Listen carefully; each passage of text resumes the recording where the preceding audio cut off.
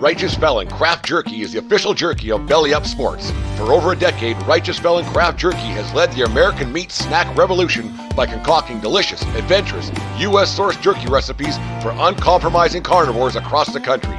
With 15 different flavors to choose from, Righteous Felon has all jerky lovers covered, and by using promo code BELLYUP, you will get 15% off your purchase at righteousfelon.com. Do your taste buds a favor today and rip into a bag of Righteous Felon jerky. As a series as a whole, what would you rate it as? Like, if you wanted to compare it to something else, which is something that they worked on, which is Drive to Survive. How do you feel? Did it live up to what they've done previously? No, it did not. Yeah. But it was not terribly far off, if that makes sense. Like, I think for the first go around, I'll put it this way. They just kept everything, for the most part, 80% of it plus, fairly surface level, like catered to the most casual of soccer fans out there, which, again, for those of you who are maybe just getting in or haven't gone super deep, maybe on MLS just yet, it's a good starting point, I would say. Great starting point for like the casual fan. But I think those who watch it week in and week out, you'll kind of have the same gripes I probably do. You just want a little bit more. You got some of that with like the Ricky Pooch story in the beginning. Even some of the rivalry. I think the Midwest Derby was a little bit more so than the New York one, in my opinion. But yeah, bro. I mean, all in all, I would say a passing grade, like 7 out of 10. Okay. Maybe you want to be like tough on it, 6.5 out of 10. Not bad. Drive to Survive is definitely better. But I also think that there's only a handful of personalities that really push Drive to Survive, so you can go deeper on content like that. Whereas, bro, there's 30 MLS franchises, and depending on which fans you ask, there are plenty of storylines within all of them. So you got to really pick and choose like how deep you go on this in 8 to 10 episodes, So from a storytelling perspective, it gets harder. They really had to like tell one story at a time per episode, per team. It almost felt like. So all in all, I recommend it. Anybody who's like maybe into the beautiful game, but like just hasn't gone into MLS just yet for whatever reason, just go check it out. And I hope that at least other leagues start doing this, bro. Because I want more fans to find out about USL or to find out about anything else, and this kind of content can get them in. So yeah, check it out. No, I think you're right, and I think the thing about Drive to Survive, there's only 10 teams. Yeah, 10 teams, 20 racers. It's it's not like hard as having a 30 team league. So I think that's a very fair argument. And you kind of have to pick and choose, and obviously you have to at this point feature Messi in some way. Get Messi featured in this at some point, which is obviously that's like literally the first episode. You get slapped in the face with Messi. Mm-hmm. But I think that you have to try to cater to get those people to come watch it and learn a little bit about the league. So I think you're right. At a surface level, I think this is very informative for that person that maybe just doesn't know that much about MLS. But what would you like to, if there is a season 2, if season 2 gets approved, or maybe obviously they should be working on it right now, but what is something you would like to see for season 2? I think the big storyline they should try to build around 2 things. Well, actually, no. If you keep it just focused on MLS, it could really just be one thing, which is the trade rule being changed, and really what that means when you think about MLS in comparison to other leagues, just globally.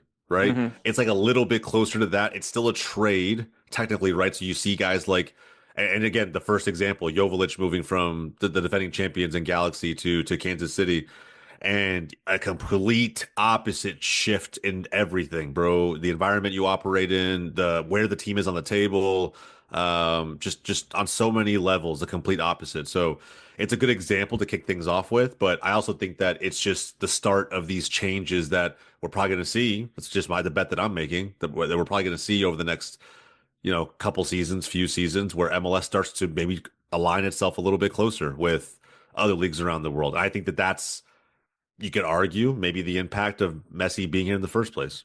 right? So I don't know, man. I think on Onside, you can do a little bit more to relate MLS to the leagues that are out there that fans are already paying attention to here stateside.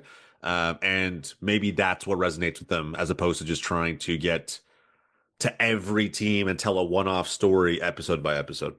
Yeah, I think, and obviously with the episode that covered the transfer window, you already explained it a little bit about transfers in that. So that was kind of like what transfer 101, right? Hmm. GM 101. Now let's go into learning more about player, cash for player trades. Maybe someone can finally explain to me what the fuck GAM is, like things, things like that, So I think like kind of as it progresses, it's also helping these maybe these potential new MLS fans to learn a little bit more about how this league is done, or for the people that are seriously have no idea how this league is done, this is probably a good way to learn from it. So I would say that there has to be a Vancouver storyline. Yeah, there has to be. And I think if there isn't one that exists, I think we can point to is he's arguably in the 2025 season. We'll see how it ends. We don't even know that part of it yet. But depending on how he closes the season out, he's arguably the best American in this league. Like that right there's a storyline in itself that you could build around. And what you could build around that are the criticisms of the Whitecaps, more on the maybe the administrative side or the front office side. Around that how Brian White may be an American kind of saving a Canadian team to an extent. Because I think that's kind of that to me, that's what's happening a little bit in real time.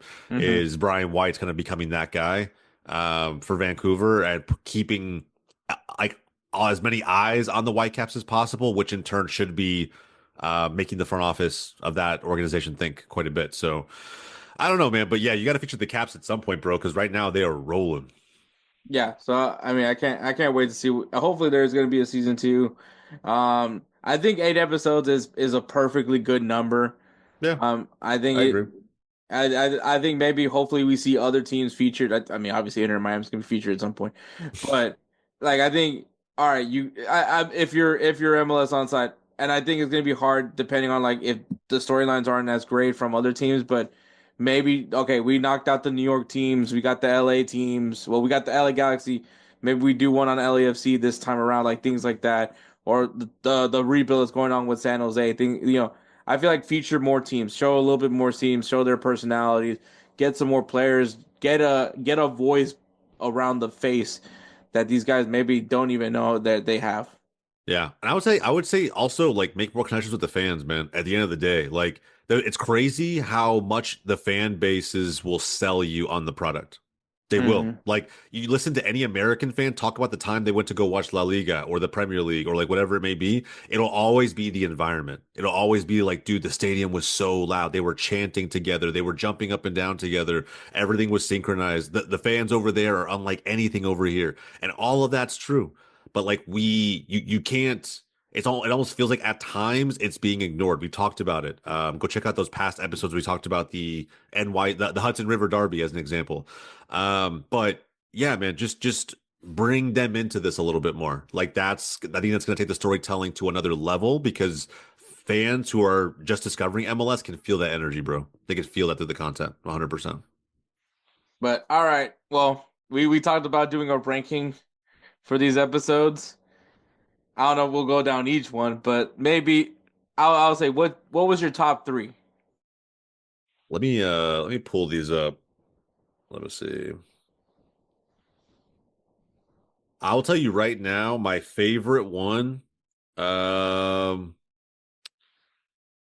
Top three. Okay, let me see. Top three. I'm gonna say number one, bro, was probably the Kevin Sullivan episode. Oh, you like Youngblood? I did like Youngblood. I thought it's crazy how no one talks about the Freddy Adu thing anymore. Mm-hmm. Nobody talks about it. And granted, we haven't had a generational talent like that in quite some time. We've had some, but like nobody talks about how ridiculous the media is for putting those kinds of expectations on Freddie Adu. We sometimes bring it up every now and then, but it rarely gets discussed. And I felt like they did a really good job of including that pressure when they think about what the media is doing to Kevin Sullivan. Um, My number one was actually the Hell's Real Derby. I really liked it. I think it showed it explained the history of the Derby. We got to see the personalities between the coach. I think as far as like covering two teams in an episode, I think they did Yeah. a really good job on you feeling like you learned a lot from these two teams. So I definitely liked it. I liked the history, like the story of the Hell is Real. I like that they showed the sign of Hell is Real. Yeah. Everything about it, I thought it was a really good episode, and definitely like I think set like the standard of when it comes to showing like a rivalry game. Like this is where I'm gonna judge it off of. And unfortunately, there was two other rivalries that were featured in this season, and yeah, they did not come close to it. Yeah. Yeah, I'll honestly say it's close. The Hell is Real Derby was good for sure. Again, another one where I still just considering how much animosity exists between those two franchises, just a little bit more of the fans, the slightest bit. I think there was none of that fan pressure or like to include them as much in the Kevin Sullivan episode, which is why I rated differently. Mhm. I also like the idea, right, that America can kind of breed its own talent. But the Hell is Real Derby was a lit one. That's probably number two. Honestly, the first three episodes of the entire series were the best ones. Yeah, that's kind of where I'm at. Three, Number two two, for one was was Young for me. Blood. Number Yeah. two was Young Blood for me, and then back yeah number the first episode is my number third one, but for me the worst one was Kings of New York. I did not I couldn't I just couldn't like Yeah. it enough. It was to me it was just I didn't know what the direction was. It was just messy. Um, yeah, I mean there was definitely a story that it was like it could have been great. It could have been like a great episode, but they just never finished a storyline, if that makes any sense. Yeah. I hear what you're saying, and I agree. It's definitely worse too. I think the episode afterward, the window, I think that one, the New York one was bad. Don't get me wrong. Um, In fact, honestly, bro, they're probably tied, in my opinion. It's like for a completely different reason. Like I said, we saw one conversation between Dean Smith and the general manager. One. And it was probably a made up conversation. They didn't really even say anything. The guy described his job when talking about the transfer window. And then, like, I don't know, man, we just didn't really see a lot of like the GM behind the scenes.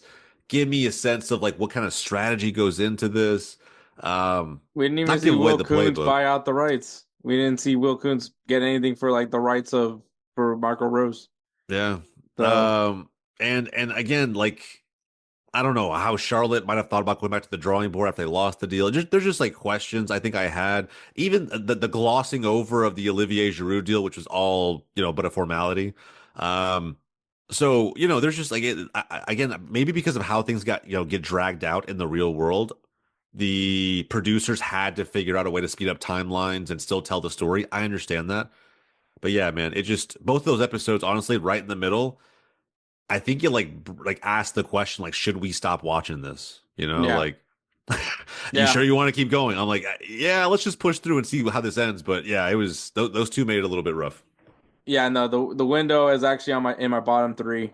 And then the other one that I put in the bottom three was City Blues. It's just You didn't like like that one?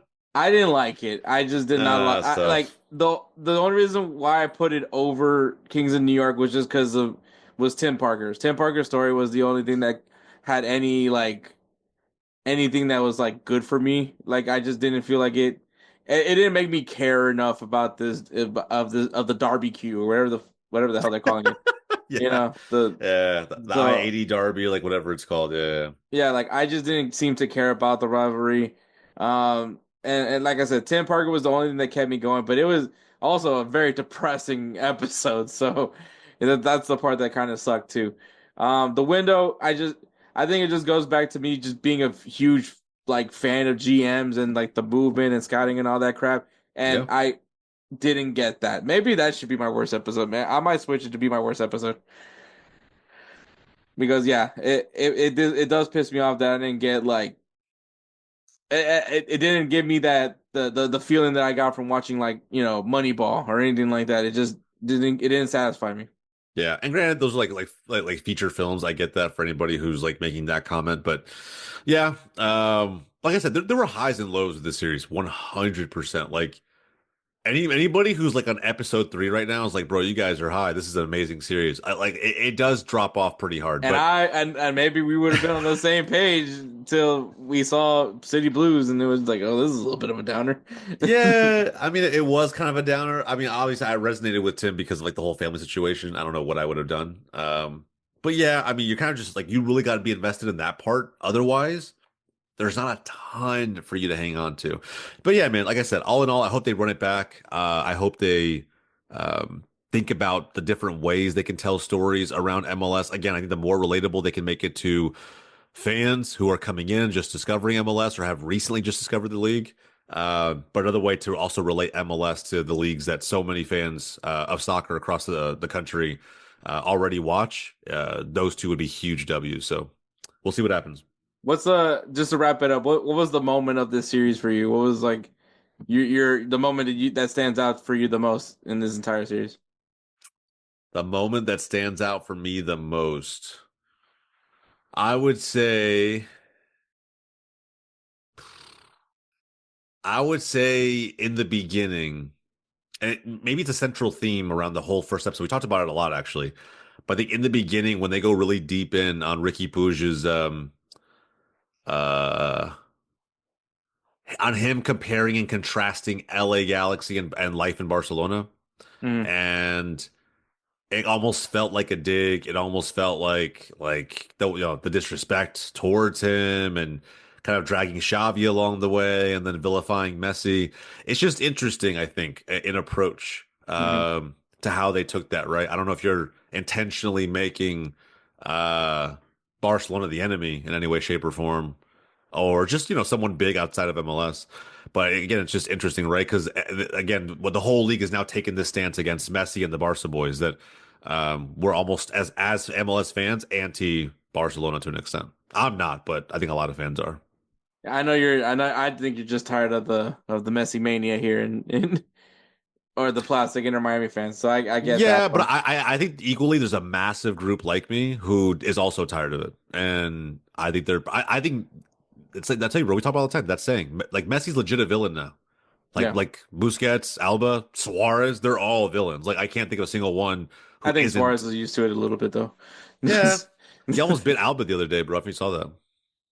Yeah, I did see that. It's like, man, that guy just has to fight somebody, man. El Pistolero, man. I'll take it. I'll take it. It's my striker right there. I mean, he's a really good one. I think for me, the moment is still, and I just love it genuinely was when Quinn Sullivan is making Caven eat a little bit more pasta. Because that's like a very to me it's just it reminds me of family, like of all that, like when you're like I'm full and you're like you got at least like five, like two more bites, and you kind of nibble and like no, you better bite that thing, like kind of he's like eat some more pasta, man, just eat some more Yeah. pasta. Like he's like you barely touched your chicken parm, and that was like the most Italian thing I ever heard in my life. So it was, I just love Uh, that dynamic. yeah, I think it's big bro. Keep an eye out for little bro. But yeah, man. Yeah, kids don't eat a lot these days, man. I'm going through those struggles as a dad myself right now. My kid doesn't eat his dinner most nights now. Shout out the Sullivans, bro. Shout out the Sullivans. Yeah, great family. I love the Sullivan family. Also, maybe MLS Onside, be mindful if you guys are in the locker room and not show somebody's full ass. Or I think just be mindful with the editing. You know what I mean? Like just edit some things out. Maybe just zoom in more on the player so that I don't have to see someone changing changing mid speech It's because fine, bro. Little that butt got cheek my never hurt anybody. attention. That got my attention.